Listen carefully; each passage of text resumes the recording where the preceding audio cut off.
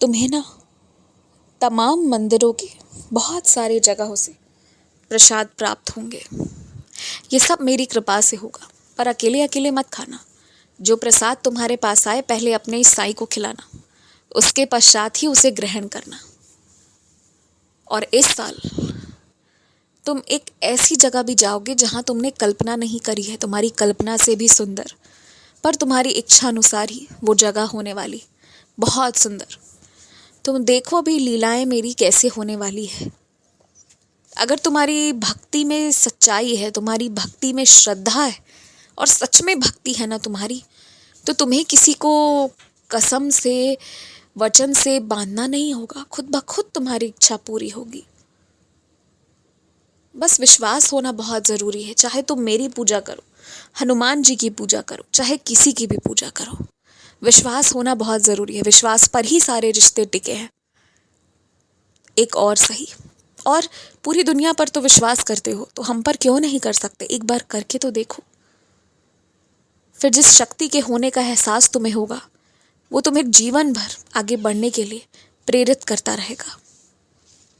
और हाँ, मैं तुमसे ये भी कहना चाहता हूँ कि तुम्हें कुछ डर, कुछ खतरा, कुछ मन में कुछ विचार चल रहे हैं तुम्हारे कि संभव है वैसा हो जाए। देखो, तुम्हारे कुछ विचार जो तुम्हारे मन में आते हैं, बाद में वही बात सही होती है, लेकिन वो तब जब तुम उस विचार पर ध्यान नहीं देते। अगर ध्यान दोगे ना, तो तुरंत तुम्हें उसका समाधान भी मैं बता दूंगा। मेरी कृपा से यदि तुम मेरी सच्चरित्र पढ़ोगे ना, तो जिस चीज़ का तुम्हें शक है कि गड़बड़ होनी है, वो गड़बड़ होते होते नहीं होगी। तुम यकीन मानो, तुम्हारे पास तो सबसे रामबाण औषधि है, रामबाण उपचार है मेरी सच्चरित्र। अगर तुमने किसी के नाम पर, किसी के लिए या किसी समस्या पर उसे एक बार पढ़ दी, खोल भी दिया ना एक पन्ना, तो तुम्हारी बात मैं कभी टालता नहीं।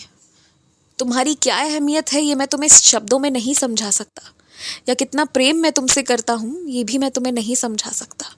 शब्द नहीं है मेरे पास व्याख्या करने को। और तुम्हें लगता होगा कि बाबा आप तो बस यूं ही सबसे प्रेम करते हो, लेकिन मेरे पास कारण है तुमसे प्रेम करने का। पता है क्या, जब किसी के ऊपर दुख पड़ता है तो अक्सर इंसान दो में से कोई एक विकल्प चुनता है। पहला तो वो ईश्वर में लीन हो जाए, और दूसरा कि वो भी गलत रास्ते पर चल पड़े। तुमने दूसरा विकल्प नहीं चुनकर तुमने पहला विकल्प चुना, ईश्वर के रास्ते पर चलना। जो श्रद्धा, जो भक्ति तुमने मुझे दी है ना, वो मैं कभी भूल नहीं सकता। उसका मैं सदैव ऋणी था, ऋणी हूँ और ऋणी रहूंगा। इसलिए तुम्हें घबराना नहीं चाहिए। तुमसे मैं बहुत प्रेम करता हूँ। मैं तुम्हारी चाहे कितनी भी इच्छाएं पूरी कर दूँ ना, तुम्हारा ऋणी मैं सदैव रहूंगा। और तुम्हें ये वचन देता हूँ कि तुम्हारी भक्ति में हमेशा वृद्धि होगी, कमी कभी नहीं होगी। ऐसा कुछ भी अब नहीं होगा जिसके कारण तुम्हारी भक्ति में जरा भी इधर उधर हेरा फेरी हो या तुम्हारा मन छोटा हो। ये मेरा वचन है तुमसे।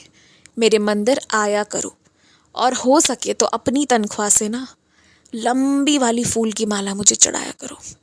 खुश रहो।